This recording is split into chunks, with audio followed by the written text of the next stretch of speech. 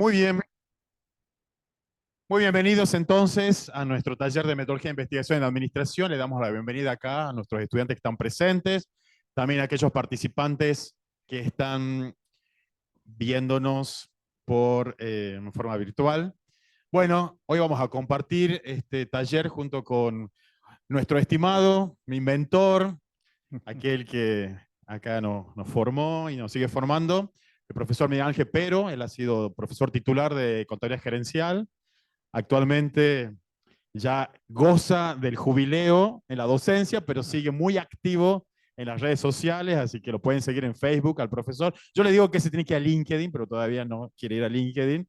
Pero bueno, está en Facebook haciendo sus contribuciones, sus participaciones. Siempre ha sido un gran profesor y también incentivando mucho la disciplina. Así que siempre es un honor que comparta con nosotros este espacio. Él ha preparado este tema de desafíos organizacionales 2024.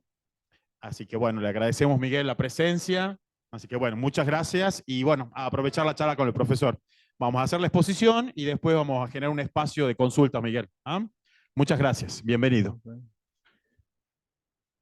Buenas tardes, me escuchan bien, ¿no? Bueno, muchas gracias, profesor Medina, siempre se acuerda de mí, ¿no? Bueno, no conozco muy bien el detalle de lo que es un taller de metodología de la investigación, porque eso corresponde, digamos, a desarrollos posteriores a mi estadía en esta institución. O sea, así que no estoy muy al tanto de qué es lo que hacen y qué es lo que no hacen, ¿no? De todas maneras, el título de la disciplina, de la materia, metodología de la investigación, a mí me produce la siguiente reflexión. O sea, tenemos acá eh, dos conceptos, ¿no? Dos ideas. Una, metodología, ¿no? Y otra, digamos, perdón, digamos, tenemos el concepto principal que es investigación, y dentro de la investigación uno puede distinguir la metodología y el contenido. Yo no tengo idea realmente de dónde está el énfasis de este taller, ¿no? Posiblemente ustedes ya lo han apreciado. Esto creo que ya estamos sobre la finalización, ¿no? Me animo, digamos, a pensar o a conjeturar de que el énfasis puede estar puesto en la metodología, o sea, todo lo que se refiere a la estructura, al proceso, ¿no? Al cómo investigar, ¿no? Bueno, en realidad la metodología nunca ha sido, digamos, algo de mi devoción o de mi inclinación. Yo siempre estuve más inclinado al contenido. Entonces, de eso es lo que vamos a intentar hablar hoy, contenido. Asumo de que ustedes, digamos, se están preparando para luego desarrollar algún trabajo de fin de carrera o a una tesis, digamos, de final. Entonces, es muy importante el contenido. No quiero establecer acá una suerte de ponderación de qué es lo que es más importante. Yo creo que ambas cosas se complementan, ¿no? Un contenido que no tiene ninguna metodología puede dispersarse, puede terminar en nada, ¿no? Y una metodología que no tenga un contenido no tiene sustancia. Entonces, aplicamos muy buenos métodos, pero en definitiva no estamos hablando ni escribiendo sobre nada. Entonces, el foco de esta charla va a estar en el contenido. Ahora bien, ¿qué contenido?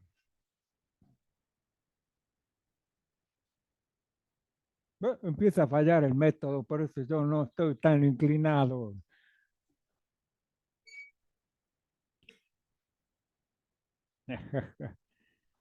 Bueno, muy bien. ¿Qué contenido? Hoy hay mucho contenido, digamos, en los medios. Si ustedes consultan los diarios, La Nación, el Clarín, algún diario extranjero, el New York Times, The Guardian, el Washington Post, Wall Street Journal, todos hablan de administración. Entonces, tampoco tengo, digamos, idea de qué es lo que se está masticando ahora en la facultad. O sea, no asisto a reuniones de discusión, o sea que no tengo idea de cuáles son los temas que motivan a los profesores de la licenciatura en administración. O con qué temas se entretienen tomando un café, tomando un té, o por la hora tomando un whiskycito, algo por el estilo, ¿no? Entonces no conozco. Pero digo, bueno, voy a tratar de ofrecer algo que sea actual. Actual desde el punto de vista, como ustedes están viendo ahí, ¿no? Todos están referenciados a publicaciones de consultoras en administración de fecha muy reciente. Ustedes ven que la más antigua creo que tiene fecha de 2021. De manera de que en eso no me voy a equivocar en el sentido de presentar algunos temas que estén pasados de moda, que sean desactualizados. Estoy seguro que en eso no me voy a equivocar. Entonces, si ustedes también tengan la seguridad de que estos temas, algunos, digamos, entre muchos temas que hay en la disciplina de administración, se están discutiendo hoy, tanto en la práctica como en la literatura y en la disciplina de administración. Ahora, ¿qué alcance tendrían que tener estos temas? Y yo, digamos, en lugar de inclinarme por un tema específico correspondiente a algún área funcional, que podría ser mercadotecnia, producción, recursos humanos, finanzas, digo no. Lo mejor es tratar de inducir investigaciones sobre temas más generales, temas que en definitiva, ¿no?, a ustedes le van a permitir ganar un buen dinero porque las otras alternativas de trabajo en administración, aquellas que están muy vinculadas a lo funcional, tienen un contrincante muy poderoso, que es la inteligencia artificial. Entonces, con inteligencia artificial, algo que el profesor Medina me dijo, podrías tocar algo de esto, ¿no? Muchas de esas tareas que son de carácter muy técnica, ¿no?, muy específicas, llamemos, digamos, un diagnóstico sobre la situación financiera de una empresa, llamemos, por ejemplo, la reclutación de personal, llamemos la evaluación de personal, llamemos el diseño de una campaña de marketing o de publicidad, inteligencia artificial. Pero hay otros temas que son el diseño de las organizaciones, que son el trato con la gente, que son el definir, digamos, cómo usar la tecnología desde el punto de vista que sea mucho más productivo y eficaz, ¿no? Estos sí son temas más generales. Por lo tanto, esos son los temas que yo elegí para presentar en esta reunión y que espero, ¿no?, tengo la expectativa de que puedan encender una pequeña llamita en ustedes para inducirlos a trabajar sobre estos temas en estos trabajos finales. Bueno, ustedes acá tienen una serie de lecturas o de documentos en los cuales yo me he basado para presentar esta charla. Las diapositivas, o sea, el archivo queda en manos del profesor Medina. Las diapositivas son mucho más numerosas que las que vamos a ver acá. Hay diapositivas que están ocultas, pero lo mismo van en el archivo para su conocimiento. Bueno, dentro de esos temas, como tenemos un horario reducido, yo me voy a centrar en algunos.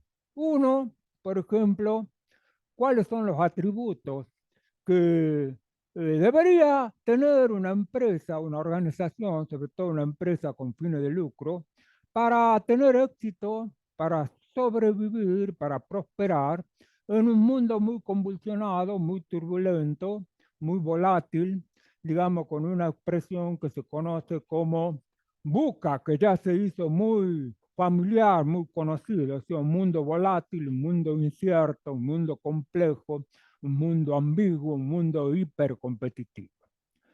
Un segundo tema que voy a tratar es lo que se llama la fractalidad o organizaciones de carácter fractal.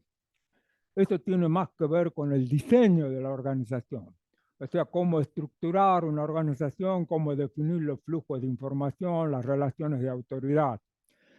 Y el otro tema que vamos a tratar de abarcar es algunos toques sobre inteligencia artificial, básicamente inteligencia artificial generativa, o sea, ChatGPT o alguna de las otras versiones que ustedes tienen por ahí. En las diapositivas tienen otro tema que posiblemente no lo voy a desarrollar, si tenemos tiempo sí, que tiene que ver con el significado del trabajo en un mundo como el que estamos viviendo. La mayoría de ustedes sin duda han de ser Gen Z o Millennial, ¿no? Nacido a partir del año 2000 o de 2010, 2015. Bueno, lo que se está viendo es que su generación, ¿no? Su generación, tiene una perspectiva muy alejada de lo que es el trabajo, de para qué trabajar, ¿no? Dónde trabajar, en qué trabajar y cómo trabajar. Una perspectiva bastante alejada de lo que es el tratamiento convencional hasta ahora, digamos, en la disciplina de la administración. O sea, si yo le pregunto a alguno de ustedes, ¿qué prefiere? ¿Trabajar en McDonald's o ser un influencer? Seguramente me van a decir, quiero ser un influencer. ¿Qué prefieren ser? ¿Un consultor en administración, digamos, o un doctor, un abogado? No, quiero ser un youtuber. Entonces, ustedes ven en la empresa que van a estar 10 años, 15 años, naranja, minga, nunca. Yo a la empresa quiero crecer profesionalmente, quiero relacionarme socialmente, quiero, digamos, que mi empresa tenga, digamos, un propósito, que mi trabajo sea un significado, que mi empresa sea respetuosa del medio ambiente, que mi empresa, digamos, cumpla con aquellos preceptos que están englobados en este acrónimo, ambiente, social, gobernanza, y en este otro acrónimo, diversidad, ¿no? Equidad, inclusión. Entonces, si las empresas no le ofrecen en su proposición de valor al futuro empleado, no van a tener ni van a convocar gente. O sea, la idea de que el trabajo es un medio de vida, digamos, es una forma de ganarse la vida, no, digamos que ha perdido ponderación, ha perdido importancia. Este tema no lo vamos a discutir, lo presenté acá brevemente y a colación de ese tema, digamos, hay también algunas diapositivas que tratan este concepto, flexibilidad laboral. La flexibilidad laboral, una palabra al cual los sindicalistas le tienen miedo, porque con flexibilidad laboral se acaba el sindicato. Se acaba el sindicato. E incluso con esa forma de, esa perspectiva de trabajo, de la economía gig, ¿no? ¿Saben lo que es la economía gig? La economía gig quiere decir un trabajo temporario, trabajo parcial, trabajo por proyecto, no un trabajo permanente, definitivo. Entonces, el concepto de flexibilidad laboral es muy importante y muy demandado por esa generación mucho más joven. Bueno, ahí ustedes tienen la diapositiva, pero no creo que tengamos tiempo de discutir. ¿Cuál es el contexto en que están viviendo las empresas ahora? Un contexto, como dijimos, volátil, incierto, complejo, ambiguo, hipercompetitivo. Las empresas tienen desafíos, ¿no? Desafíos. Algunos de ellos han sido disparados por la pandemia del COVID-19, como por ejemplo equilibrar correctamente la calidad de trabajo presencial versus el trabajo remoto. Con la pandemia, con el COVID, una desgracia sin duda, pero a veces de las desgracias también aparecen algunas cosas buenas, y esto fue la transformación del mundo del trabajo. O sea, apareció el trabajo remoto, no apareció, ya existía desde antes, pero se impuso prácticamente como una obligación, como una exigencia, el trabajo remoto. Entonces las empresas se encontraban, ¿cómo hago yo para conciliar un trabajo remoto fuera de la oficina que está probado, que está probado, que es mucho más productivo desde el punto de vista del output, o sea, de lo que puede realizar un trabajador? Ustedes recuerden que el concepto de productividad básicamente es una relación output-input, o sea, cuánto produzco sobre cuántas horas insumo o cuánto insumo consumo, digamos, en la producción. Entonces está probado que desde el punto de vista de producir, sobre todo en el caso de los trabajadores del conocimiento y en el caso de ustedes particularmente, el trabajo remoto es más productivo. No tienen interrupciones, no tienen reuniones, no tienen que presentar tantos informes, digamos, pero las empresas se plantearon bien. Tenemos un poco más de productividad, pero ¿cómo hacemos para que ese individuo que está todo el día en su casa y que se conecta por Zoom asuma la cultura de la empresa? La cultura de la empresa es algo que se vive. Y si yo no estoy en la empresa y si no interactúo con los otros colaboradores o con mis compañeros, si no tengo la relación jefe-subordinado, entonces la cultura se va deteriorando. Entonces, ¿cómo hago yo para que ese trabajador remoto tenga un sentido de pertenencia a la empresa, se sienta parte de la empresa, esté igualmente motivado? Entonces, eso fue un problema. El otro problema que vamos a discutir brevemente un poco más adelante es cuál es el impacto de la inteligencia artificial y sobre todo de la inteligencia artificial generativa, ChatGPT, digamos, desde el punto de vista de la naturaleza del trabajo, desde el punto de vista del lugar donde se trabaja, desde el punto de vista de cómo se trabaja y también, digamos, desde el punto de vista de cómo se conforma el mercado del trabajo. Entonces, la inteligencia artificial y sobre todo la inteligencia artificial generativa ha tenido y está teniendo un impacto muy profundo en el trabajo del conocimiento. Tan es así de que se amenaza, ya de modo muy concreto, el desplazamiento de algunas ocupaciones o actividades. Abogado, un ingeniero, para ciertos tipos de tareas, no digamos para todo el espectro de tareas, un consultor en la administración, todo ese tipo de actividades son amenazadas por la inteligencia artificial generativa. Abandono silencioso.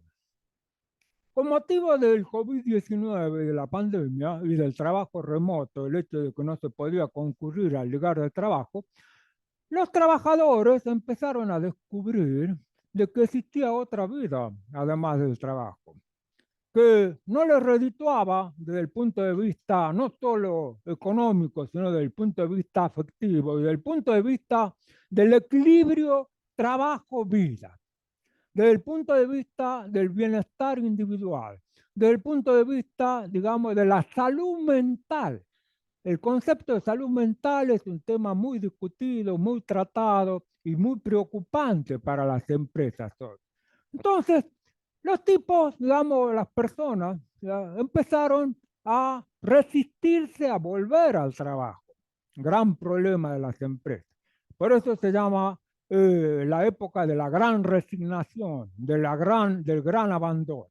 Y el otro, el abandono silencioso, era el tipo que concurría al trabajo, pero no ponía las pilas necesarias. O sea, trabajaba muy a desgano, tenía su cabeza en otro lado. Entonces eso representa otro problema. Bueno, y la necesidad de desarrollar capacidades institucionales dinámicas, o sea, esto es un concepto que se desarrolló en estrategia que se llama capacidades dinámicas, que son cosas que se hacen, o sea, actividades, tareas que se hacen, de manera que le permiten a la empresa ir evolucionando en simpatía cómo va evolucionando el contexto y afrontando nuevos desafíos.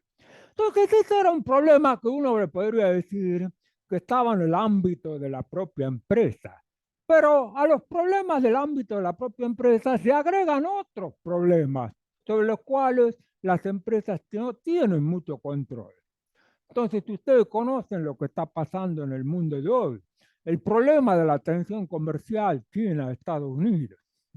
Hoy el mundo de alguna manera se va yendo hacia un desacoplamiento, ¿no? A un desacoplamiento. Por un lado está Occidente, con todas sus instituciones de carácter financiero, digamos, de carácter comercial, y también con su tecnología, y por el otro lado está China, que promueve también instituciones que vendrían a ser casi paralelas a un Fondo Monetario Internacional, a una Organización Mundial del Comercio, a un Banco de Inversión y Desarrollo, y con su tecnología, sobre todo en el caso de inteligencia artificial. Entonces el mundo se está fragmentando, se está fragmentando. En el mundo hay tensiones de carácter comercial, geopolítica, como está planteado ahí. Hay inestabilidad política, inestabilidad política. Este año, año 2024, es un año donde hay un festival de elecciones en todos los países, empezando ayer con la elección en México. Ganó una mujer. ¿Quién puede pensar esto? México para mí es un país machista, machista por excelencia. Sin embargo, ganó una mujer. ¿Eh? Es decir, alguna señal de cambio en el mundo, esa me parece una señal muy fuerte. Problemas inflacionarios. Hasta hace poco, digamos, en Europa y en Estados Unidos, digamos, después de la pandemia, hubo una suerte de rebote, ¿no? La inflación empezó a subir a tasas que para ellos eran escandalosas. ¿Cuánto era? Un 9 o un 10% anual. Escandalosa. ¿Mm? ¿Qué podemos decir nosotros, no?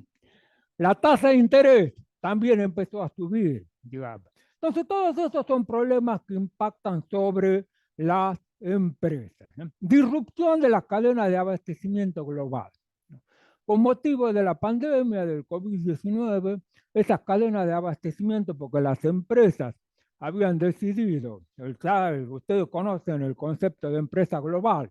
Una empresa global tiene como mercado todo el mundo, pero tiene su fabricación distribuida en distintos países. La tecnología lo que ha hecho posible es una muy buena coordinación y comunicación de esos nodos, de etapas de la cadena de valor que estaban distribuidas en el mundo. Uno puede diseñar en Brasil, no, puede diseñar en Londres, digamos, puede fabricar en China, puede fabricar en Vietnam, ¿no? O puede tener su centro de distribución en otro país.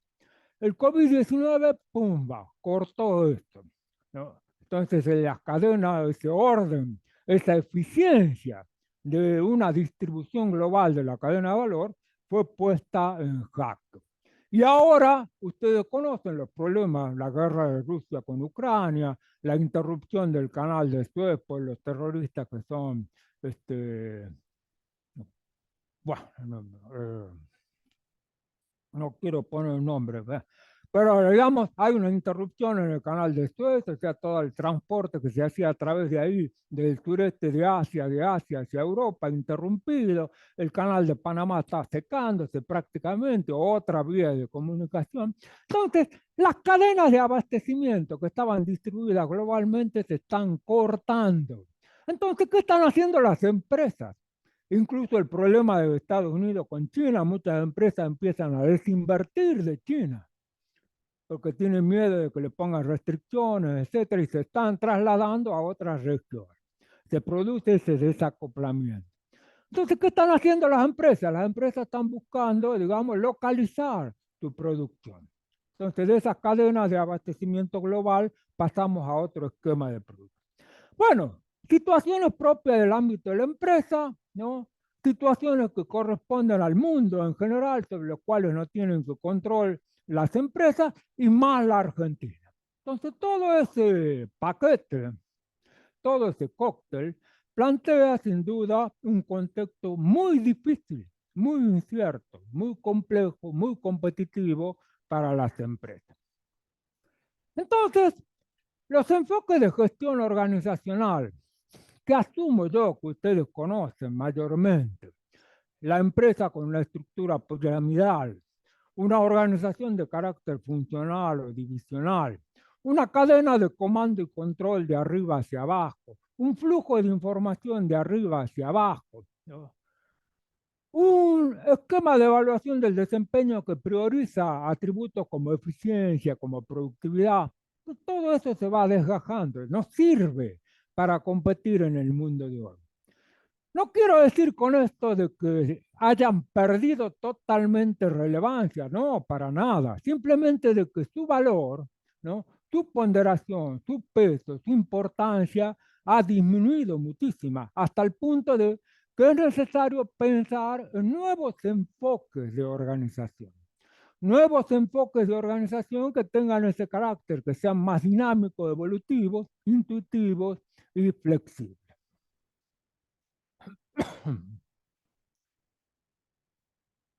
Para eso, en un artículo, el primer artículo que está mencionado ahí, plantea de que las empresas, para poder hacer frente a ese mundo hipercompetitivo, volátil, incierto, ambiguo, al menos deberían contar con esto que acá los autores, digamos, han denominado superpoderes. ¿Y cuáles son esos superpoderes o atributos? Algunos son atributos y otros son recursos, digamos. El primero es la velocidad. La velocidad. ¿Qué significa la velocidad? La respuesta rápida. Entonces, a la par de la velocidad, hay algunos conceptos que supongo que ustedes ya conocen, que son el de agilidad, de adaptabilidad, de flexibilidad. Todo esto hace a la robustez y a la resiliencia de las empresas. Son conceptos distintos, ¿no? Robustez es una cosa, lo que implica capacidad de resistir un golpe, y resiliencia es otra. La resiliencia es capacidad de absorber el golpe y saltar hacia adelante, o sea, ponerse en un lugar mejor todavía. Bueno, lo que está planteado ahí, le está planteando a ustedes desafíos, por ejemplo, ¿no? Tienen que estructurar un cuadro de mando y control, o sea, tienen que definir indicadores, tienen que definir objetivos y a la par de los objetivos, indicadores. Pero en esos objetivos e indicadores necesariamente tendrán que estar esos conceptos, ¿no? Tendrán que encontrar una forma de cómo medir la adaptabilidad. O sea, acá lo ideal sería medirlo en términos cuantitativos, pero si no pueden en términos cuantitativos, al menos hacer un esfuerzo de carácter cualitativo para transmitir y dar una idea de cuán adaptable es la empresa, de cuán flexible es la empresa, de cuán ágil es la empresa, de cuán veloz es la empresa, para concluir en eso que es una empresa robusta y resiliente. Gran desafío, muy buen tema de investigación.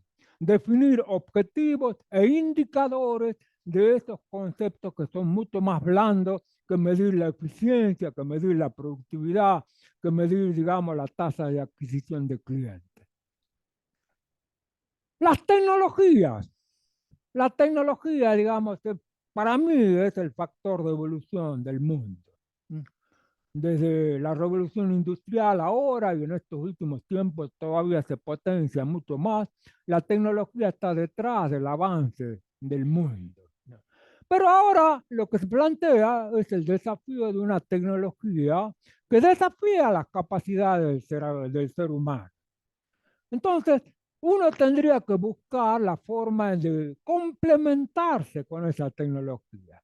¿En qué medida trabajando juntos, en colaboración, el hombre y la máquina, el hombre como genérico, ¿no? Incluyo también a la mujer, pues no vaya a ser que crean que estoy acá, tengo una denuncia por Me Too después, ¿no? No, cuando yo digo hombre me estoy refiriendo, digamos, mujeres, porque hay que ser preciso en el lenguaje, si no uno tiene alguna denuncia de por medio. Bueno, entonces, ¿cómo colabora el hombre con la máquina para obtener un trabajo que sea sinérgico? ¿Qué quiere decir sinergia? Que el resultado de esa colaboración sea más que las colaboraciones de uno y de otro en forma individual o aislada. Entonces, ese es el desafío. Una tecnología que aumenta la capacidad de humana. El talento, el talento. Ahora, no sé por qué, sinceramente, a lo mejor ustedes tienen una respuesta, pero el término recursos humanos se está dejando de usar. Ahora es administración de recursos humanos. Antes era administración de personal, después fue administración de recursos humanos, ahora es administración de talento. Me imagino que con el concepto de talento querrán destacar un saber hacer, ¿no? Entonces, si no hay un saber hacer, el talento no tiene ningún sentido. Para mí, esa es mi idea. O sea, ¿qué quiere reflejar el talento? Un saber hacer. Y acá se habla de un talento olvidado. También es otro tema que apareció, digamos, en la bibliografía, al cual yo me resistí al comienzo, y que se refiere, digamos, puntualmente a lo que es la gerencia intermedia. Yo tenía la idea de que con el avance de la tecnología, sobre todo algo como vamos a ver enseguida, una tecnología que apunta hacia la descentralización, la gerencia intermedia iba a desaparecer. Esa era mi idea. Y por ahí todavía tengo, ¿no? Que la gerencia intermedia podría desaparecer porque la tecnología haría mucho más fluida la comunicación arriba abajo y abajo arriba. O sea, desde los niveles superiores de dirección de la empresa hacia los niveles inferiores, el top line, al frente, al front line, ¿no? Esa era mi idea, pero aparentemente la bibliografía, digamos, dice no, tenemos una etapa intermedia, un nivel intermedio, que es muy útil, que no son los mejores, los estrellas, ¿no? Ni tampoco son los peores. Es la carne de cañón de la empresa, en alguna palabra, en el sentido de que desde este punto de vista, de por qué son importantes, el razonamiento es el siguiente, porque vendría a ser casi como el jamón del sándwich, en el sentido de que la dirección superior está muy alejada de lo que son los problemas cotidianos de la empresa, ¿no? Está bastante alejada de lo que sería el contacto empresa-cliente. Está bastante alejada de lo que está ocurriendo, digamos, día por día en la empresa y afuera, en el mercado, etc. Y los que están en el contacto con el cliente, o sea, el front line, está demasiado absorto en esa preocupación cotidiana. Entonces, ni los de arriba ven el detalle, ni los de abajo ven el bosque. Entonces ahí está la gerencia intermedia.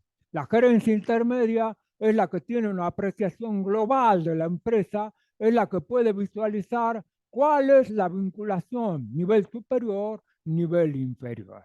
Entonces por eso se vuelve a destacar ahora la gerencia intermedia, ¿no? Y el liderazgo, concepto eterno del liderazgo.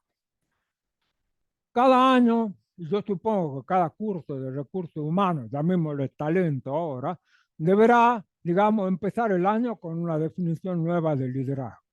Me imagino que a ustedes les debe haber pasado. Viene el profesor de hace un año, el liderazgo era tal cosa. Viene el profesor del año siguiente, el liderazgo es tal otra cosa. Bueno, hay muchas definiciones de liderazgo. Yo no soy un experto. No le puedo recomendar cuál es la mejor. Simplemente de que lo que ahora se postula de que el liderazgo tiene que tener un carácter menos duro, menos frío, menos de control y más de aconsejamiento. O sea, el liderazgo tiene que ser, ¿no? Además de un visionario, en primer lugar, tiene que ser un visionario. O sea, tener muy bien claro hacia dónde quiere ir la empresa, hacia dónde necesita ir la empresa. Tiene que ser muy buen comunicador para poder transmitir esa visión, esa idea de estrategia a todos los mandos y a todos los niveles de la empresa, y no solamente desde el punto de vista del ámbito interno. Esa capacidad de comunicación de los líderes, que son los representantes de la empresa, es vital con respecto a los denominados stakeholders interesados externos. Es vital la comunicación con los agentes financieros. Es vital la comunicación con los accionistas. Es vital la comunicación con el gobierno, con la comunidad, con la sociedad. Si no son muy buenos comunicadores, la gente no va a entender cuál es su propósito, cuál es su idea, hacia dónde quiere ir, y no va a terminar apoyando. No va a terminar. Entonces, plantear qué tipo de liderazgo es el que mejor funciona en esta época, bueno, es algo que vale la pena estudiar. Por algún lado, en algún momento, ¿no? Leí un artículo en La Nación de un columnista bastante renombre, Lori Sanata. No sé si ustedes son habituales de La Nación. Lori Sanata. Parece un gran conocedor de la Argentina y él hablaba de la suerte de un liderazgo líquido. Este concepto de liquidez se puso en boga a través de un filósofo, sociólogo de apellido Bauman, Sigmund Bauman. Estamos en un mundo líquido. ¿Qué significa un mundo líquido? Un mundo líquido quiere decir que no es un mundo estructurado, que es un mundo maleable, que es un mundo que se puede desparramar, que no es aprehensible fácilmente. Entonces, te corresponde también un liderazgo líquido. Pero yo, digamos, desde mi punto de vista, ¿cómo asociaría esa liquidez al concepto de liderazgo? Bien, un tipo que tiene que ser más coachador, o sea, más consejero, más mandón, digamos, en lugar de ser mandón, tiene que ser consejero, que sea un tipo que se plantee como más humano, un tipo que se plantee como vulnerable, un tipo que se plantee como que tenga autoconciencia de sus propias limitaciones. O sea, antes de decirle a la gente, tener que hacer esto, hay que pensar qué es lo que sé hacer yo, qué es lo que puedo hacer yo, ¿no? O sea, tener qué es lo que no puedo hacer yo, para de esa manera entender una comunicación y una colaboración que sea efectiva. Bueno, entonces el liderazgo es otro punto. Resumiendo, el mundo es complejo, las empresas hoy tienen que ser veloces, además de ágiles, adaptables, flexibles, ¿no? Anticipatorias para ser robustas y resilientes. La empresa tiene que ver la manera en que el hombre y la máquina colaboran de un modo sinérgico. Las empresas tienen que tener un foco especial en cierto tipo de talento o ciertos niveles dentro de la empresa. Las empresas tienen que, digamos, ser conscientes de la tecnología, y las empresas tienen que ver cuál es el liderazgo más conveniente. ¿Alguna pregunta hasta acá? Con esto, digamos, ya voy un poco atrasado, una presentación de lo que sería el concepto de qué es lo que deberían exhibir las empresas en un mundo que tiene las características que les acabo de plantear. ¿Alguna pregunta sobre esto?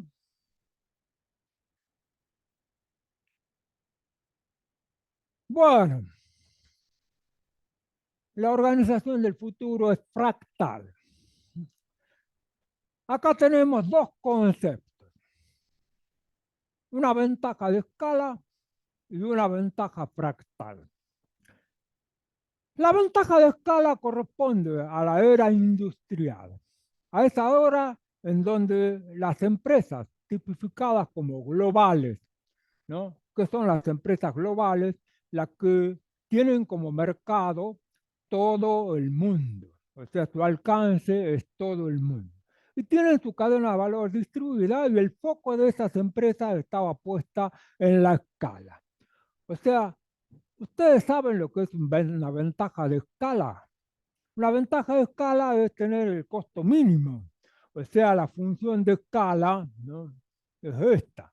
Entonces, a la medida en que ustedes aumentan el volumen de producción, ¿no?, el costo medio, el costo por unidad, va disminuyendo. Por supuesto, esto después puede, digamos, hacer una curva hacia arriba cuando se supera ese punto que se llama escala mínima eficiente. Bueno, las empresas de alguna manera se apoyan en el tamaño. Entonces, si somos grandes, si tenemos un mercado global, si producimos en grandes cantidades, si llevamos la escala a todas las etapas de la cadena de valor, diseño, comercialización, fabricación, distribución, vamos a tener costos bajos y con eso sin duda vamos a poder un precio más conveniente y con eso vamos a ganar mercado. Entonces la escala va muy asociada al concepto de participación de mercado. Entonces toda esa configuración de las empresas con foco en el tamaño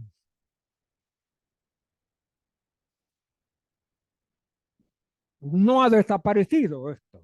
Ayer mismo estaba leyendo, digamos, una nota que le hacían al gerente general del Boston Consulting Group acá en la Argentina, que él, su especialidad era el sector financiero, y él seguía insistiendo de que la clave para el sector financiero es la consolidación y la búsqueda de escala, ¿no?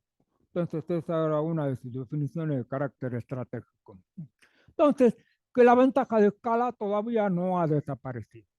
Pero, digamos, en un mundo que, como hemos planteado, está muy fragmentado, en un mundo donde existen esas tensiones divisionistas, divisorias, entre un occidente que se piensa de una manera, o sea, el mismo occidente se piensa de una manera, y un oriente, China, que se piensa de otra manera, con tecnologías asociadas, con disrupciones en la cadena de abastecimiento global, ¿no?, con digamos, una tendencia o inclinación hacia un mayor proteccionismo. Esto yo reflexiono ahora, pero bueno, ya soy mayor, sin duda, entonces uno ve las cosas de otra manera, ¿no? Pero la reflexión que yo les traigo, se la traigo también al profesor Medina, digamos, es cuánto conocen del mundo, ¿no?, en la carrera de licenciatura en administración. Entonces, hoy dictar un curso de estrategia corporativa, que no tenga como referencia lo que está pasando en el mundo, ¿no?, lo que está pasando desde el punto de vista de los patrones de comercio internacional, bueno, se pierden, digamos, muchos temas que son relevantes o importantes. Bueno, entonces les decía que con motivo de esas tensiones políticas, de esa inestabilidad política, de esa separación Occidente-China, con motivo también, perdón, ustedes ven, de que, por eso les decía que conocer el mundo, digamos, es importante. No es que, bueno, el profesor Medina conoce por viajar, yo lo conozco de otra forma, el mundo, más por leer que por viajar. O sea, pienso que la experiencia de él es mucho más relevante y mucho más profunda que la mía. Pero de todas maneras me animo, ¿no?, a decirle que el mundo tiene una suerte de resurgimiento de gobierno de carácter populista. Ustedes ven, digamos, Hungría, Austria, bueno, Argentina no digamos que sea populista, pero sin duda tiene cierto sesgo. Brasil con Bolsonaro, Trump, digamos, Orbán en Hungría. Entonces, ese resurgimiento de populismo, nacionalismo, lo que hace es disparar o opinar negativamente sobre la globalización. ¿Y qué significa opinar negativamente sobre la globalización? Asumir esquemas proteccionistas de comercio. ¿Qué es un proteccionismo comercial? O sea, privilegiar las empresas de adentro, ¿no?, y no tratar de comerciar. O sea, el proteccionismo comercial va, digamos, sin duda opuesto a lo que es la apertura comercial, a lo que es la integración en el mundo. Bueno, está probado, ¿no? Con la evidencia histórica que la apertura comercial es mucho más conveniente que el proteccionismo. Pero sin duda, a veces esa apertura comercial, esa globalización, ha tenido efectos que han sido muy desfavorables para cierto tipo de personas. ¿Por qué ganó Trump en Estados Unidos? Justamente porque todo el cinturón de hierro de Estados Unidos con la apertura comercial y la importación de China se quedó sin trabajo. Sí. Entonces, todas las industrias, ¿no?, se trasladaban a los países de salarios bajos, China en ese momento. Ahora está cambiando la situación. Entonces, Trump explotó eso. Muchachos, ¿por qué tenemos que darle trabajo a los chinitos? No se enojen, ¿no? Después no va a ser como Mondino, que ha tenido una opinión despectiva, para nada, no, para nada. ¿Por qué le tenemos que darle trabajo a ellos? Traigamos todas esas industrias acá, le pongamos aranceles, le pongamos restricciones a todas las importaciones. Entonces, existe una suerte de inclinación hacia el proteccionismo. ¿Y el proteccionismo qué significa? Explotar el mercado local, producir localmente. Entonces, de esa ventaja de escala global del mundo como mercado, se pasa a un favorecimiento de lo local. O sea, explotar los clientes locales, los micromercados, las fuentes de valor local, y eso es lo que se conoce como ventaja fractal. Por oposición, digamos, a la escala y a la eficiencia y a la conducción centralizada, ¿no?, poner el foco en lo local y en la descentralización. Ese es el concepto de fractal. Pasamos de una ventaja de escala a una ventaja fractal. Entonces ahí ustedes tienen una suerte, yo también, ¿no? No sabía muy bien qué era este tema de fractalidad, ¿no? Viene de la matemática, como ustedes, yo en matemática no soy muy ducho, pero bueno, ¿qué significaba fractal? ¿No? Entonces busqué esta definición. Ustedes ahí en esa definición pueden encontrar algunas palabras que son claves. Una, fragmentación. Fragmentación, estructura básica fragmentada que se repite a diferentes escalas. Otro concepto, repetición, o sea, algo que se reproduce, que se replica. Y un tercer concepto, no es así, descentralización. Entonces, unidades de organización o entidades corporativas tendientes a replicarse en sí mismas y en una forma organizacional muy particular que ustedes la van a descubrir. No sé si son vegetarianos, ¿no? Pero ahí tienen un fractal. ¿Mm? Un brócoli. Comen brócoli ustedes. Tiene muchas ventajas y también algunas desventajas, ¿no? Bueno, ¿qué es lo que ven en esa figura? Parecería que fueran un montón de plantitas, ¿no?, cada una con su misma configuración. O sea, hay una suerte de repetición, de fragmentación, de réplica, pero todas pertenecen a la misma planta. Hay, bueno, hay un atado, hay dos brócolis, pero si ustedes se imaginan una planta, no, porque yo veo que hay uno y otro acá, pero ustedes vean uno solo nomás, y es suficiente. Entonces, eso es el concepto de fractal. Pequeñas unidades que se repiten en un esquema de organización o en un contexto muy fragmentado. Entonces, ese es el concepto de fractal. Entonces, ¿cómo cambia, digamos, la ventaja de escala frente a la ventaja, digamos, fractal? En la ventaja de escala, o sea, la era industrial, la conformación anterior de las organizaciones antes de esta fragmentación global, teníamos, digamos, un solo campo de juego, el mundo en su globalidad, el mundo.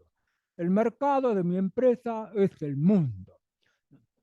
Organización impulsada por la escala, o sea, buscar este concepto de costo mínimo a través del tamaño de los grandes volúmenes de producción. Diseñada para ganar fuentes globales de beneficios, ya sean clientes, ¿no?, con productos y marcas. Entonces ahí ustedes van a ver que hay mucho de homogeneización. mucho de estandarización. Entonces, si yo, digamos, a cada país, ¿no?, le entrego un modelo diferente, a cada cliente, ¿no?, a un americano, a un argentino, a un brasilero, le entrego un producto a medida, la escala desaparece, porque los volúmenes se reducen. La ventaja de costo desaparece. Entonces, necesariamente tiene que haber una suerte de estandarización, de homogeneización, de uniformización del producto. Explotar la ventaja de escala en el core, o sea, el negocio central. Nadie se plantea una suerte de adyacencias, nadie se plantea de crecimiento en nuevos mercados, o sea, de otros productos o servicios, sino el core. Y liderar o dirigir de un centro muy poderoso, o sea, el centro corporativo que define cuál es la estrategia y cómo se va a comercializar, cómo se va a producir, cómo se va a gestionar el recurso humano y todas las áreas de apoyo corporativo. El nuevo campo de juego, dice la organización fractal, diseñada para ganar beneficios, digamos, fuentes locales, clientes locales, micromercados o nuevas fuentes, digamos, de rápido crecimiento. Explotar la ventaja fractal. La ventaja fractal significa velocidad, o sea, rapidez de respuesta. Velocidad. Si el contexto cambia velozmente, la empresa también tiene que responder velozmente. Si no, queda fuera de juego, pierde competitividad. Innovación. Bueno, ustedes ya saben lo que es la innovación de productos, de servicios, de procesos, y sensibilidad en el marco, ¿no? O sea, responder a las demandas, ¿no?, que se producen en el sitio donde se hace la venta, ¿no? Y liderada por equipos. Equipos. El concepto de equipos es esencial, esencial a la organización fractal. Este tema de gestión de equipos es un tema muy actual. De hace varios años ya se viene insistiendo en que las unidades administrativas dentro de la empresa ya no son ni departamentos ni son funciones, son equipos, equipos cross-funcionales, equipos interdisciplinarios, equipos de un tamaño más bien pequeño, relativamente pequeño. Entonces, la gestión de equipos es sumamente importante. Eso es algo que también le puedo decir con absoluta certeza o seguridad. Se pasa de pensar la organización como una colección de departamentos, de boxes, de cajas, como vamos a ver acá, ustedes ven un organigrama, ¿no?, a una colección o una constelación. Ese es un concepto de empresa que lo había leído hace muchos años, una constelación. O sea, la constelación es un conjunto, digamos, de equipos.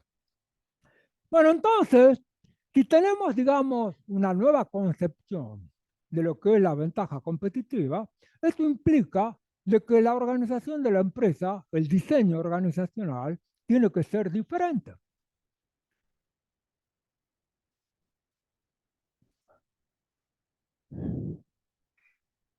La forma, ¿no?, sigue a la función.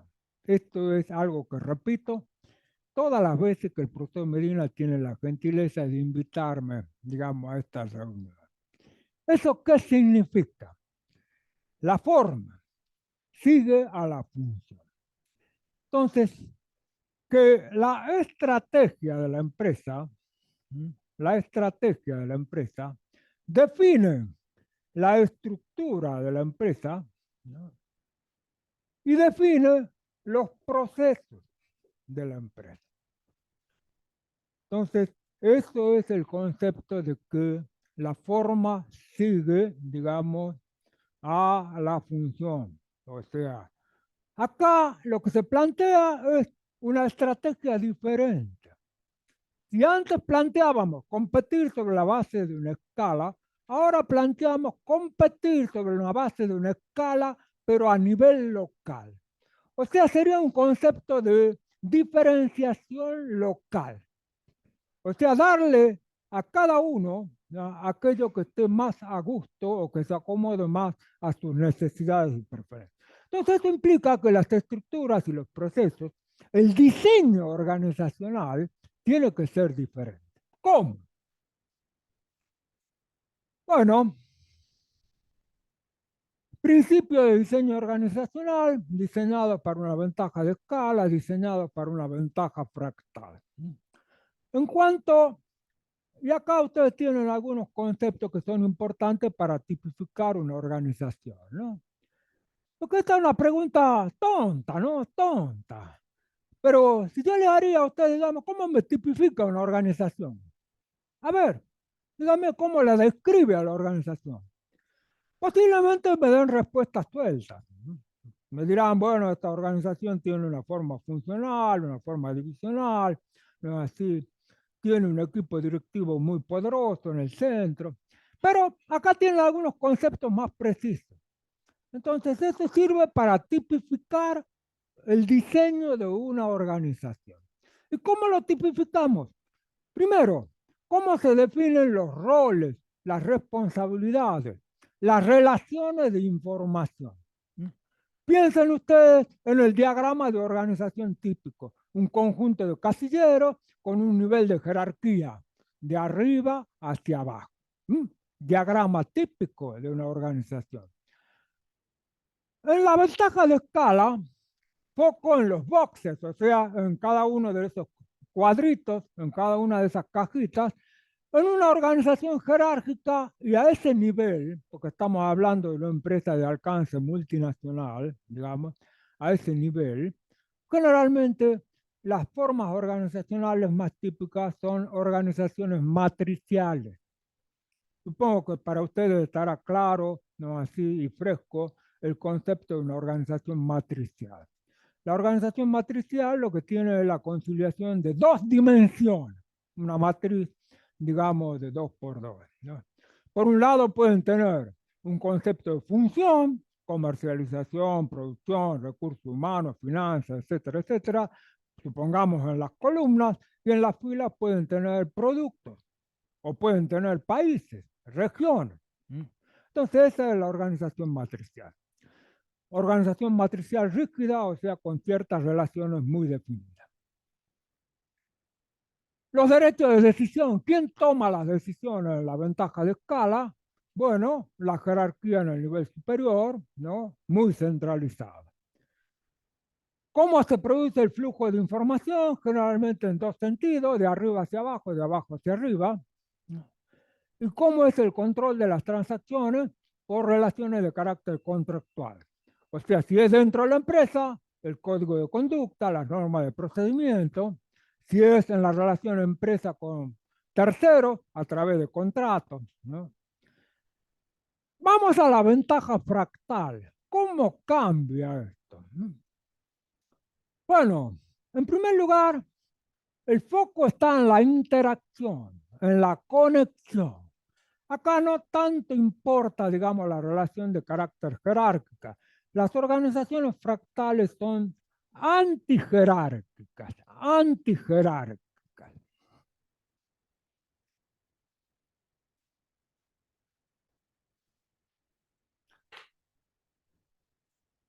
Esta es la organización jerárquica, ¿no?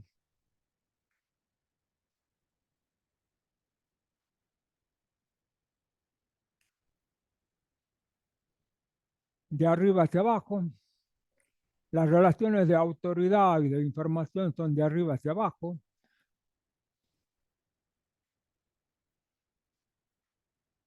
Comunicación lateral, ninguna. ¿Mm? Ninguna. Interacción, ninguna. ¿A dónde se produce la coordinación? Y muchas veces fallida. Por eso cambian los jefes de gabinete cada tanto. ¿Mm? Acá. Entonces todo sube, digamos, o todo baja y en este nivel se coordina. Consecuencia, a veces el trabajo lo abruma, a veces tiene sesgos muy distintos, a veces realmente la información no llega con claridad, no llega transparente. Entonces la organización fractal, ¿no? Tiene la idea de que además de relaciones de carácter vertical, que son las que estamos viendo acá, ¿no? relaciones de carácter horizontal, ¿no?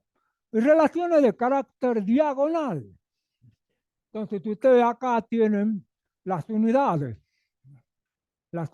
organizacionales que son equipos, generalmente, que son equipos. Entonces, ¿esto qué es? Una red. Entonces, acá tienen una forma de organización distinta. Son las llamadas organizaciones en red. Organizaciones en red. Entonces, ese es el concepto, digamos, de una organización fractal, que lo que se promueve es la comunicación multidireccional, digamos, la interacción. El foco en una red de capacidades dinámicas. En la ventaja de escala, ¿no?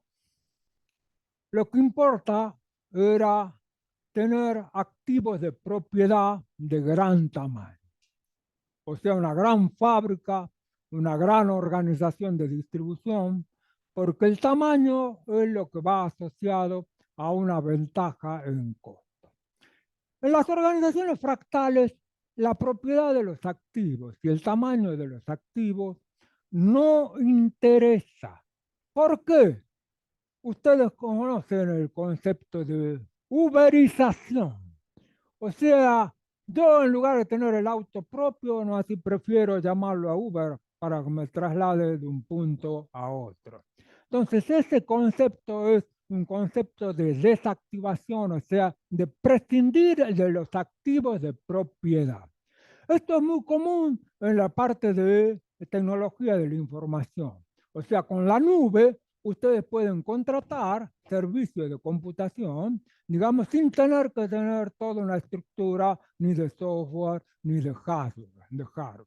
Entonces, uberización, digamos, contar con equipos que no son propios de la empresa, que se ajustan a las necesidades locales.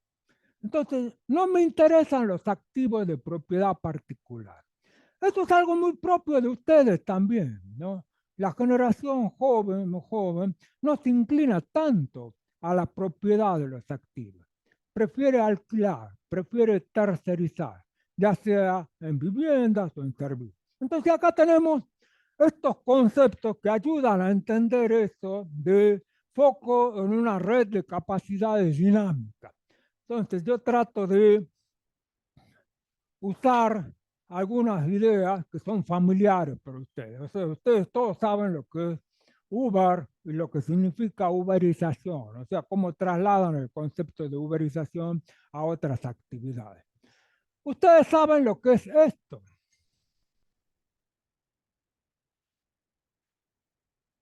En el ámbito de tecnología de comunicación, de computación, lo usual es esto.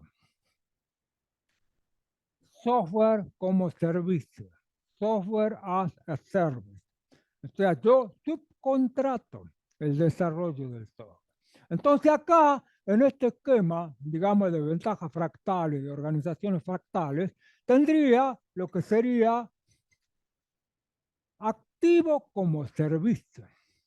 O sea, en lugar de tener una fábrica de mi propiedad, ¿no?, que fabrique para todo el mundo, tengo una fábrica pequeña en los distintos mercados que responden mucho más rápidamente, que se ajustan mucho más rápidamente a las necesidades y preferencias locales y que tienen una escala local. Entonces, para eso ayuda la tecnología. Tecnologías como qué, por ejemplo. ¿Qué tecnología favorece la descentralización en la fabricación?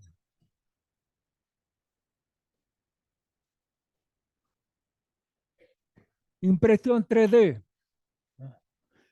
Cada vez que voy a la dentista protesto porque me quiero hacer un implante. Bueno, cuesta tanto. ¿Y por qué cuesta tanto? No, porque tengo que contratar al ortodoncista, al mecánico dental, al técnico dental para que le haga la prótesis. ¿Y por qué no la hace usted? ¿Por qué no tiene usted la impresora 3D? Va a ganar usted, va a ganar yo, básicamente. Porque va a poder imprimir mucho más rápido, más a medida, digamos, y podrá solucionar el problema. Entonces va al mecánico dental, vuelve, no se ajusta, vuelve. perdemos tiempo y plata. Y el otro concepto, ecosistema de socios locales. Un ejemplo que se da en la literatura, de los tantos ejemplos, John Deere, fabrica tractores, máquinas cosechadoras.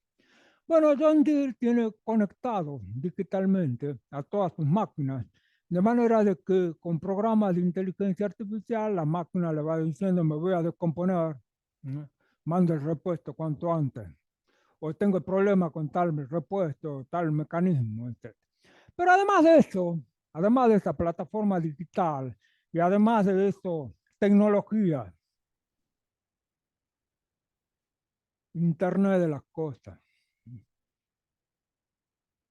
Además de eso, John Deere subcontrata a desarrolladores locales todo lo que se llama el AgTech, no, FinTech, agricultura tecnológica. Entonces, desarrolladores locales que le miden cómo está el suelo con sensores locales, cómo van evolucionando los cultivos, ¿no? Cuál podría ser la rentabilidad del cultivo. Entonces, todas esas son capacidades, y ahí viene el concepto de capacidades, que John Deere no necesita tenerlas dentro de su organización, con todo lo que implica desde el punto de vista del gasto, del costo, estructura, gasto indirecto, etc. Y además, no solo una suerte de aligeramiento en la estructura de costos, aligeramiento de carácter financiero, sino de actualización tecnológica.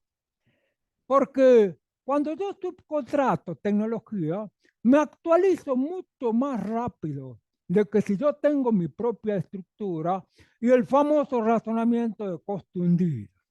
Ah, tengo este activo, lo compré ayer, pero ya no sirve, ya está desactualizado. Ah, no, pero yo invertí en eso. ¿Qué voy a hacer? Costo hundido, hay que tragarse. Bueno, ese tipo de impedimento, de restricción, no existe cuando uno considera este esquema de activo como servicio, ¿no? De capacidades dinámicas y locales, de ecosistema de colaboradores, de la tecnología de Internet de las cosas, de 3D. Entonces, las empresas de organización fractal, como ustedes ven, tienen una ventaja de velocidad y de innovación, ¿no? Que es muy superior a aquellas otras ventajas de escala que están limitadas, digamos, están endurecidas por la disponibilidad de una estructura de activos de las cuales no se pueden desprender de la noche a la mañana. Bueno, sería interesante, y yo me estoy preguntando acá, ¿no? ¿Qué problema? Todo esto está maravilloso. ¿Por qué no desestructuramos la empresa entonces? ¿Mm? ¿Por qué no, en lugar de tener fábricas, no las subcontratamos hacia OMI, ¿no? O alguna otra empresa, digamos, que fabrica por contrato? ¿Por qué no lo hacemos? ¿O habría algún problema? Sería una buena pregunta que ustedes podrían tener como ejercicio, ¿no? Yo creo que sí, hay algunos problemas. Uno de esos problemas es de carácter más bien psicológico, lo que se llama compromiso emocional. Yo, el gerente general, dije, bueno, nosotros tenemos que tener, digamos, el activo este o tener este sistema. Me comprometo, invertí en esto, mucha plata. Estoy comprometido emocionalmente con ese activo, con esa estructura. Va a ser muy difícil después desdecirme y decir, esto no sirve. Porque lo primero que va a decir la gente, ¿y vos qué haces? Que no tenía capacidad de reflexión. Entonces, ojo, compromiso emocional. Y el otro problema, que si yo considero de que si hay competencia no se debería producir, es el control. El control y los márgenes.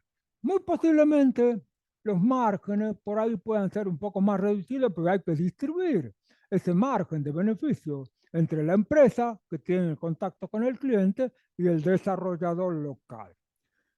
Bueno, será cuestión de poner en la balanza.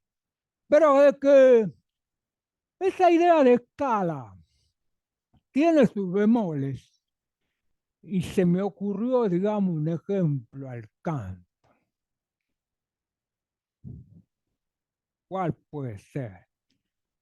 Distribución de alimentos.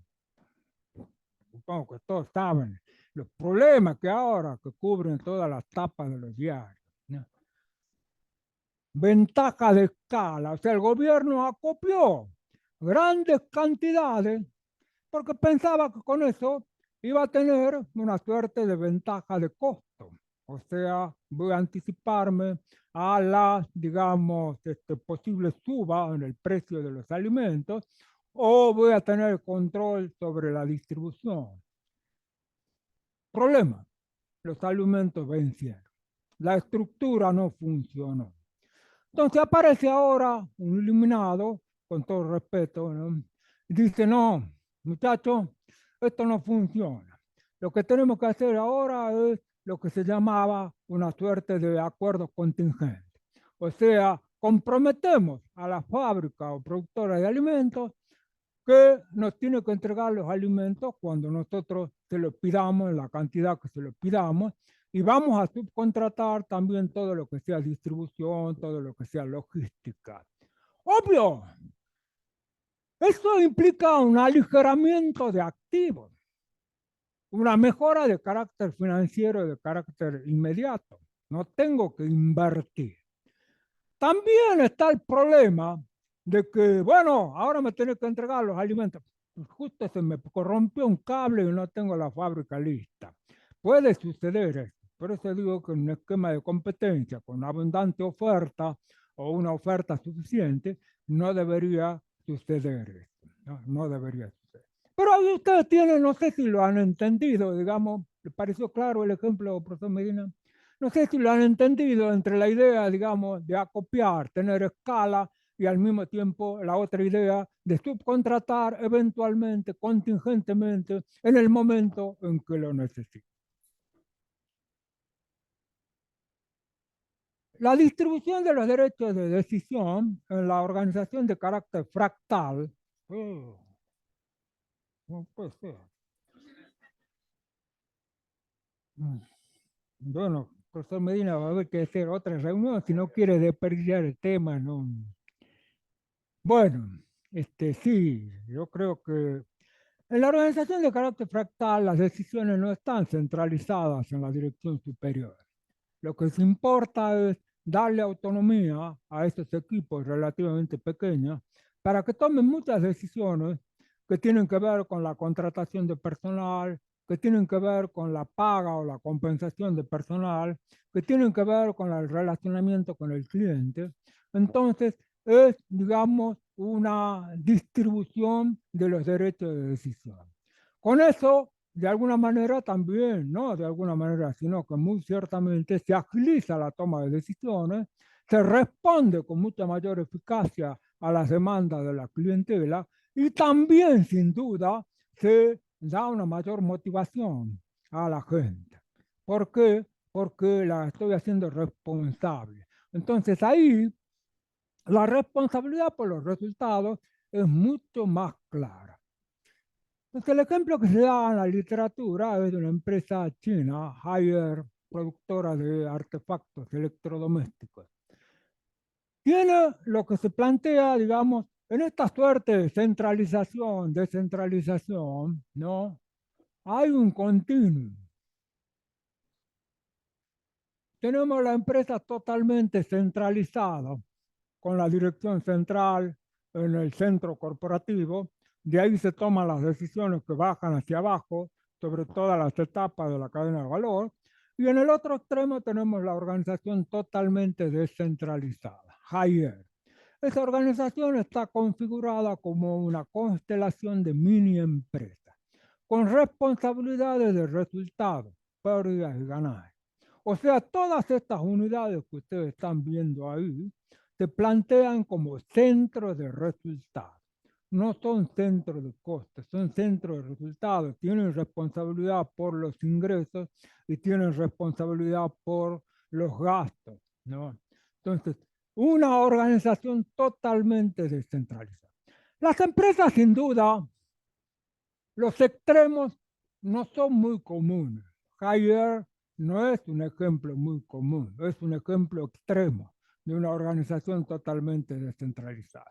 Las organizaciones que ya existen, de alguna manera tratan de ubicarse en algún término intermedio que les sea más ventajoso desde el punto de vista del contexto, del punto de vista del mercado al cual se enfrenta, del punto de vista de las demandas que tienen, desde el punto de vista de los recursos y capacidades con que cuentan, ¿no?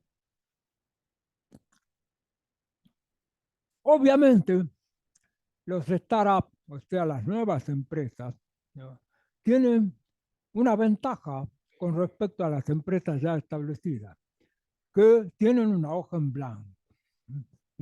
blanco para diseñar la organización con estos principios de ventaja fractal. La comunicación, bueno, ya lo hemos planteado, la comunicación, ¿no? Las organizaciones tradicionales sigue un sentido de arriba abajo, mientras que en la de ventaja fractal es multidireccional, flujo en todos los sentidos. Acá hay una idea que también se asocia a ese concepto de activos como servicio. Y es la idea de, no es la que tiene el profesor Medina, ¿no? Pero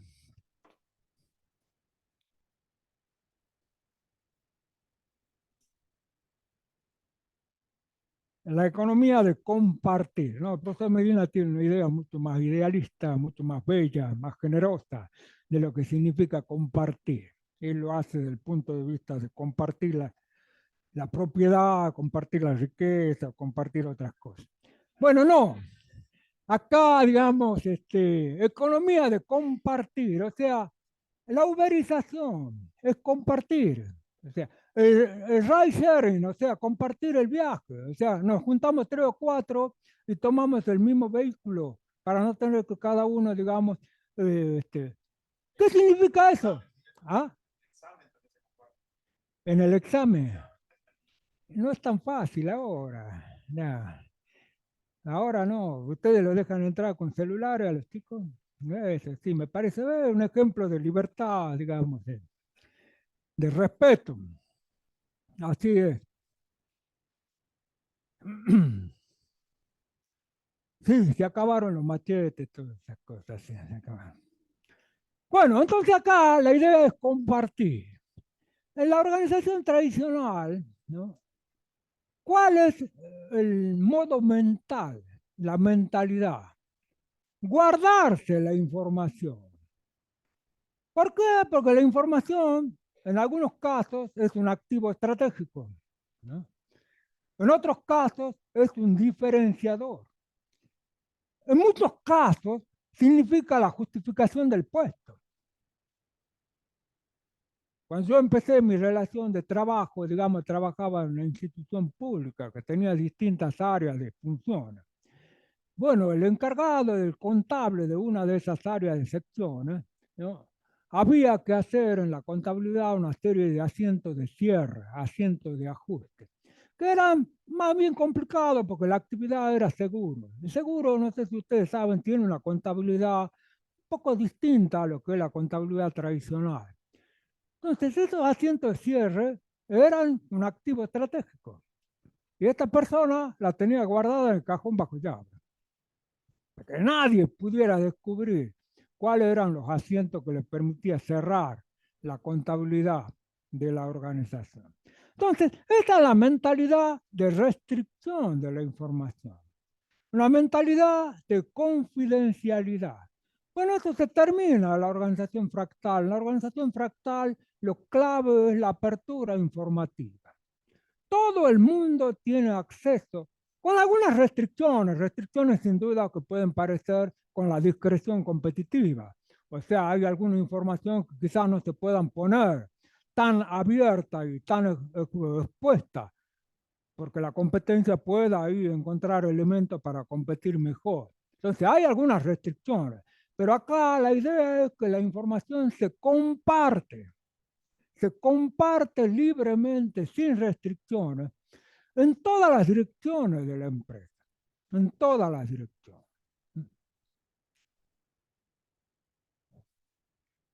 Lo que se impone desde el punto de vista, yo les planteé acá la información compartida, pero el otro concepto, digamos, es democratización de la data.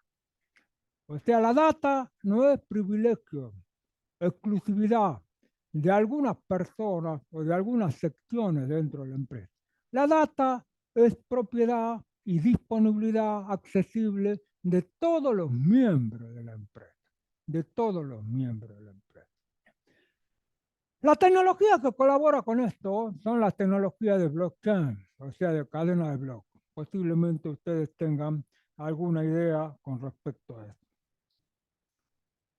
Bueno, y el control de las transacciones, ya les mencioné. En la empresa o la organización tradicional, ¿no? Las transacciones están controladas sobre la base de contratos. Contratos internos dentro de la empresa, los códigos de conducta, las normas de procedimiento, contratos externos en la relación con terceros, ¿no? O sea que es una confianza relacional. En las organizaciones fractales, donde la tecnología, la digitalización y las transacciones online son la materia corriente, la confianza no está planteada en estos contratos o en estas normas de carácter externo, sino en el sistema. ¿Por qué nosotros, digamos, sin ningún problema, sin ningún prurito, todavía hay algunos que tienen escrúpulos, pero yo supongo que ustedes no usan el efectivo?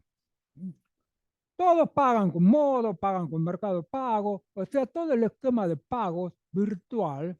Uno tiene que confiar de que no va a haber un fraude, que no va a haber una estafa. ¿Y uno confía en qué?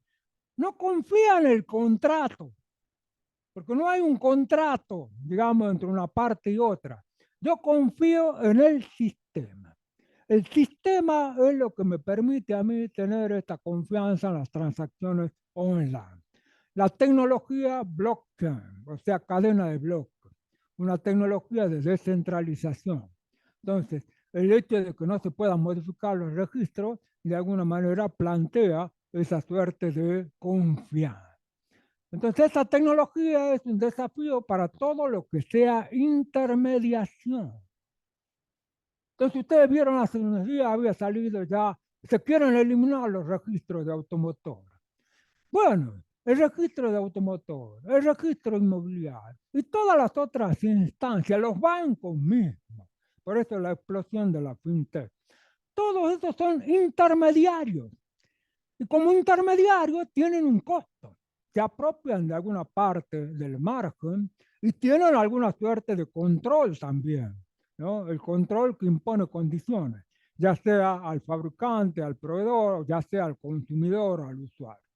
Entonces la tecnología blockchain, cadena de bloques, impide esto, elimina la intermediación, permite prescindir de la intermediación, permite un contacto directo. Y en esta tecnología de blockchain hay un concepto que se llama, y ya termino con esto, digamos, de organización descentralizada autónoma. O sea, una organización que solamente existe en el ciberespacio. Organización esencialmente virtual. Entonces, todos tenemos derechos a participar en las decisiones, todos tenemos derecho a decidir sobre los proyectos de inversión, todos tenemos derechos a la gobernanza. Y para concluir, a todos estos principios que está planteado ahí, queda simplemente la frutilla del postre, ¿no? Que es cómo va a ser el liderazgo. Y acá el liderazgo tiene que ser lo que se conoce multifocal. Multifocal en el sentido de que tiene que preocuparse por dos cosas. Uno, por la ejecución de la estrategia, ¿no? Y el otro, por la diferenciación local. Entonces, tiene que preocuparse no solo por las métricas tradicionales, de eficiencia, de productividad, ¿no? De una buena relación, digamos, tiene que preocuparse además de esas métricas tradicionales que son las más usuales en los cuadros de mando y control. Ustedes piensen, la perspectiva de proceso interno, la perspectiva financiera, la perspectiva de clientes, están llenas de ese tipo de métricas. Pero en estos cuadros ustedes no ven el concepto de velocidad, muy poco el concepto de innovación, muy poco el impacto ambiental, social y de gobernanza de la empresa. O sea, que todo eso que hace a la ventaja fractal, que es la velocidad, la innovación, la sensibilidad de respuesta al cliente o al mercado, o la apropiación de mercados nacientes con muy buen futuro, eso no aparece en los indicadores tradicionales. Y entonces ahí tienen un gran desafío. No solo desde el punto de vista de la evaluación del desempeño, la definición de indicadores, de recompensas, sino también desde el punto de vista del liderazgo. O sea, el líder tiene que cuidar estos dos frentes. Lo que viene a ser, porque la organización, la preocupación por la eficiencia y la productividad sigue estando. No es que vamos a dejar de ser eficientes. Si una empresa no es eficiente, termina fundiéndose en el largo plazo. No existe una empresa ineficiente en el largo plazo. Termina fundiendo. Entonces, la eficiencia y la productividad son condiciones claves para el crecimiento, para la supervivencia. Pero ahora se demanda otra cosa. Se demanda, además de lo anterior, se demanda otra cosa. Y son velocidad, innovación, agilidad, etc. Y los líderes tienen que enfocar estos dos aspectos. Bueno, lamentablemente quedó todo el tema de inteligencia artificial generativa. Las diapositivas quedan en favor de, digamos, en poder del profesor Medina. Yo supongo que él se la va a acercar a ustedes. Creo que las diapositivas, digamos, son bastante claras, ¿no? Para tener una idea completa y razonable del tema que se quería exponer, ¿no? Quedaría, por supuesto, el valor agregado del expositor, pero bueno, no sé, eso ustedes lo juzgarán si realmente sirve o no sirve. Pero quiero decirles que con las diapositivas ustedes podrían adquirir una idea bastante razonable de cuál es el impacto de la inteligencia artificial, sobre todo la inteligencia artificial generativa, ¿no? Y yo creo que si el profesor Medina toma ese material y se lo explica a ustedes, va a llegar mucho mejor que yo, ¿no? Entonces, Muchas gracias, Miguel. Muchas gracias. Un aplauso para Miguel. Muchas gracias. Sí, ya le vamos a poner a disposición el material. Hay unas unos gráficos tridimensionales impresionantes de la evolución, de las amenazas los tipos de trabajo que van a ser favorecidos o perjudicados con la inteligencia artificial generativa, que es un tema que nos preocupa y nos debería ocupar también desde la universidad, pensaba, ¿no? Un poco eso. Bueno, muchas gracias, Miguel, por dedicarnos este taller, esta charla, por tomarte el tiempo para estudiar. Yo siempre lo convenzo al profesor. Estaba un poco reacio, pero bueno, gracias también por aceptar la invitación. Los estudiantes de taller de metodología tienen una actividad para hacer en la aula virtual de la charla. Tienen hasta las 20:30 para completarla. Pueden adjuntar los apuntes y sí una síntesis escrita online y suban los apuntes, ¿no? Si han tomado apuntes de la charla, ¿no? Bueno, con esto un poco finalizamos el taller y el miércoles tenemos el taller virtual con la profe Fernanda. Muchas gracias. Gracias a los que nos acompañaron también virtualmente. Muy amables.